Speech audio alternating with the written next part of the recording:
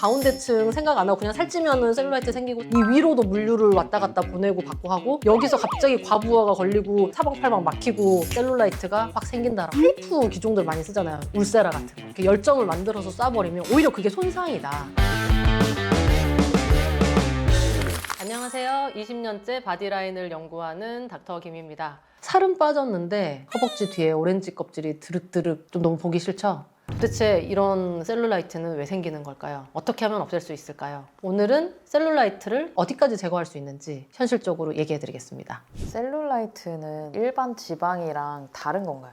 지방 때문에 생기기는 생기는데 약간 살쪄 있다고 다 셀룰라이트가 생기는 거는 아니에요. 우리 몸의 구조를 일단 좀 먼저 이해를 하셔야 되는데 우리가 이제 겉에 피부가 쫙 감싸져 있잖아요. 피부 바로 밑에 근막이라는 게 있어요. 이게 스타킹처럼 또 우리 몸을 피부 안쪽으로 한 번 더 싹 감싸고 있어요. 그 피하 근막을 중심으로 해서 위에 잘 자란 지방 조직이 있고 그 위에 피부가 있고 그 다음에 그 아래에 이제 근육이 있어요.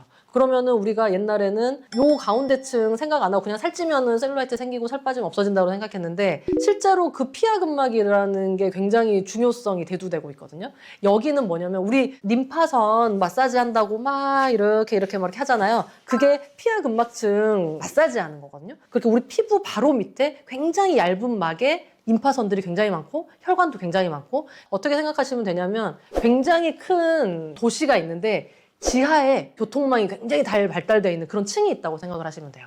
그래서 이 층에서 이 위로도 물류를 왔다 갔다 보내고 받고 하고 이 밑으로도 물류를 왔다 갔다 받고 하는데 여기서 갑자기 과부하가 걸리고 사방팔방 막히고 공기도 안 좋고 이렇게 멈춰있다라고 하면은 그때 셀룰라이트가 확 생긴다라고 이제 생각하시면 돼요. 그래서 건강하지 못한 사람들이죠. 막 살을 쪘다 뺐다 해가지고 몸에 염증 반응이 많다던가 피하 근막 자체가 건강하지 못하고 염증 반응 지속되면은 그 위아래 사다리처럼 이렇게 피부랑 근육을 잡고 있는 애들이 딱딱하고 두꺼워져요. 그리고 얘네들이 노화도 되잖아요. 이게 불균형을 해주고 하면 위에 피부가 울퉁불퉁해질 수밖에 없는 거예요. 그래서 셀룰라이트를 옛날에는 살찌면은 뭐 생기는 거, 그냥 튀어나온 거, 지방이 막 생기다 못해서 삐져나와가지고 울퉁불퉁해졌다라고 생각을 했는데 그거는 일부만 맞는 말이라는 거. 지방층 자체 문제라기보다는 그 아래에 있는 섬유질, 그 다음에 혈류, 림파선 이런 것들이 다 좀 망가지면서 생기는 질환 중에 하나라고 보시면 돼요.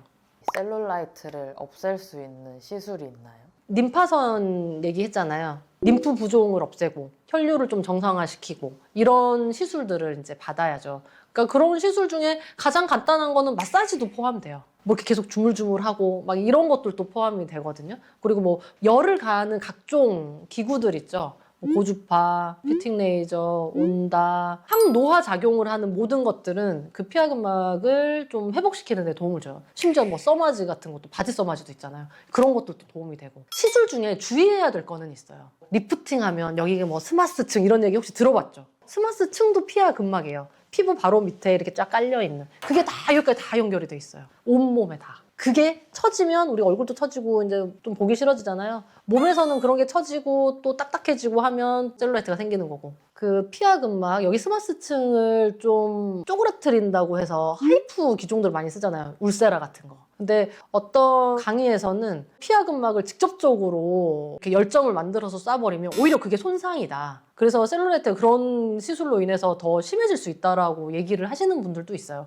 그래서 만약에 그건 하이프 기종을 쓴다라고 하면은 파괴시키는 그런 정도의 열 에너지가 아니라 그냥 자극만 될 수 있는 그런 열 에너지까지만 쓰는 거. 상흔이 남지 않는 정도의 열 에너지를 가해서 좀 회복을 시켜주는 그런 기계들을 이제 써야 되는 거죠. 지방분해 주사 이런 거는 효과가 없나요? 두 가지로 나눠야 돼요. 내가 셀룰라이트가 딱 보여요? 그러면은 표준 체중에서 좀 넘어갔는지 체크해보고 난 표준 체중에 좀 넘어갔어. 그럼 일단은 먼저 살을 빼봐요. 지방 분해 주사를 맞아도 되고 어떤 방법으로든 그냥 천천히 안전하게 지방을 빼요. 근데 전처럼 다 뺐는데 셀룰라이트가 보여. 그러면 그때는 그거는 피하 근막을 잘 재생을 시켜야 되는 문제라는 거죠. 근데 되게 답답하죠. 뭔가 시술 뭐 이거를 하면은 셀룰라이트가 좋아져요. 막 이런 게 있으면 좋을 텐데 그게 없으니까.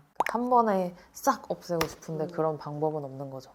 기간은 3개월에서 6개월 정도는 그래도 잡으셔야 돼요. 살은 뺐는데 몸에 셀룰라이트는 남고 염증 반응이 되게 심해. 이거는 내 생활 패턴이 변해야 돼. 왜냐면은 내 온몸에 염증이 좀 다운돼야 이것도 좋아지는 거거든요. 그럼 집에서는 반신욕 같은 거를 자주 해서 림프순환, 혈액순환 이런 거 도움을 시킨다거나 운동을 조금 해서 혈류가 좀 잘 돌게 한다거나 거기를 집중적으로 재생시켜 줄 수 있는 열을 적당히 가하는 레이저 같은 것들 그런 것들을 같이 받아주시면 좋죠. 홈케어와 병원의 시술이 좀 융합이 돼야 효과를 조금 볼 수가 있고 이게 뭐 시술 한두 번으로 될 거는 아니에요. 오늘은 정말 많은 분들이 고민하고 있는 셀룰라이트에 대해서 얘기를 해보았는데요. 한 방에 그냥 해결할 수 있는 게 없으니까 굉장히 좀 답답하시죠? 이거를 수술로 없앨 수는 없고 시술 한 방으로 없앨 수는 없으니 어쩌겠습니까? 1년 동안 한번 좀 혈액순환과 림프순환, 염증이 없는 그런 생활 습관을 한번 가져보시고 그래도 안 되면 병원으로 와서 시술 한번 받아보시고 노력하다 보면은 옛날보다 조금 더 없어져 있을 거예요. 한번 꾹 참고 건강한 생활 한번 해봅시다. 오늘 콘텐츠 내용이 도움이 되셨나요? 궁금한 점은 댓글 달아주시고 구독과 좋아요 부탁드립니다. 안녕.